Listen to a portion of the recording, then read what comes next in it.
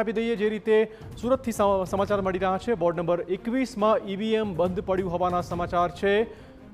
Booth number 88માં પણ EVM ખોટકાયું હોવાના સમાચાર। તો અલગ અલગ ઠેકાણેથી ઈવીએમ ખરાબ થવાની ઘટનાઓ સામે આવી રહી છે। ઈવીએમ બંધ પડતા મતદારોને ખાસી હાલાકીનો સામનો કરવાનો વારો આવ્યો છે। સુરતથી આ સમાચાર છે।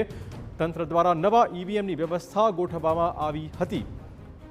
તો સુરતથી પણ આ મહત્વપૂર્ણ અપડેટ। વોર્ડ નંબર 21માં ઈવીએમ બંધ પડ્યું છે। અનેક વોર્ડમાં પણ આવી રીતે ઈવીએમ ખોટકાયું હોવાના સમાચાર છે। 88 નંબરના બૂથમાં પણ ઈવીએમ ખોટકાયું હોવાના સમાચાર। જો કે તંત્રએ તાબડતોડ એમાં ઈવીએમ બંધ પડતા જે હાલાકી પડી તે દરમિયાનમાં ઈવીએમ બદલવાની કામગીરી પણ શરૂ કરી હતી। તંત્ર દ્વારા નવા ઈવીએમની વ્યવસ્થા ગોઠવી દેવાઈ છે।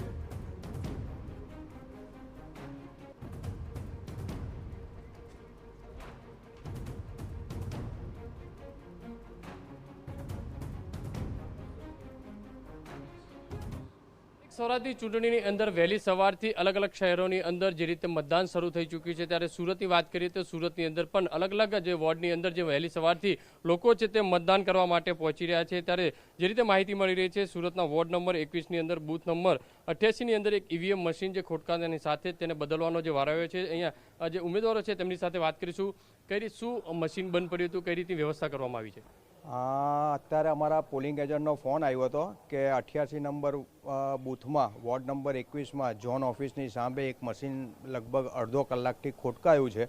એની જાણ એ લોકોએ મને કરતાં મેં એઆરઓ રાહુલ ચૌધરી સાહેબને કહી દીધું છે ને એ લોકોની ટીમ ત્યાં પહોંચે છે ને જે પણ વ્યવસ્થા નવા મશીનની કે જે પણ કરવાની હશે એ લોકો કરી દેશે ને અગાડી જે પ્રમાણે ઇલેક્શનના નિયમ મુજબ જે ટાઈમ વધારો આપવાનો હોય જેટલો મશીન બંધ રહ્યું હોય એ પણ મેં વ્યવસ્થા કરવાનું કીધું છે।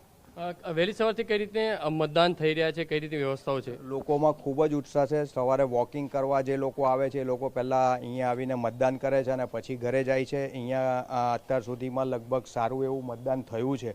હજુ તો લગભગ 1 કલાક પણ નથી થયો ને પર્સન્ટેજ વાઇઝ વોટિંગ ચાલુ છે અને મને આશા છે કે 12 વાગ્યા સુધીમાં ખાસું એવું વોટિંગ થઈ જશે। લોકોને આ વખતે ખૂબ જ ઉત્સાહ છે।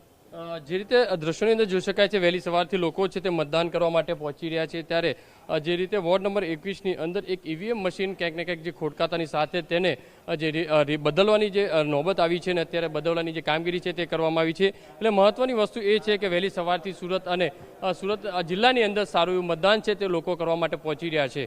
કેમેરામેન સંજય ચંડેલ સાથે બલદેવ સુથાર, TV9।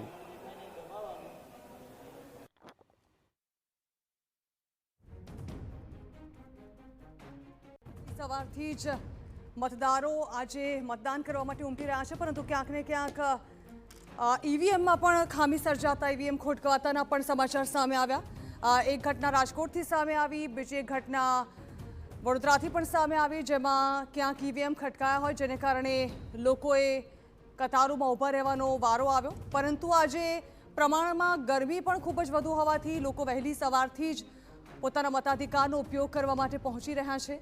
સ્થાનિક સ્વરાજની ચૂંટણીને લઈને લોકોનો ઉત્સાહ પણ ખાસો એવો દેખાઈ રહ્યો છે। સવારે 7 કલાકે મતદાનની શરૂઆત થઈ અને ત્યારથી અત્યાર સુધી લોકો મતદાન મથકો પર પહોંચી રહ્યા છે અને મતદાનને લઈને સારો એવો ઉત્સાહ પણ દર્શાવી રહ્યા છે।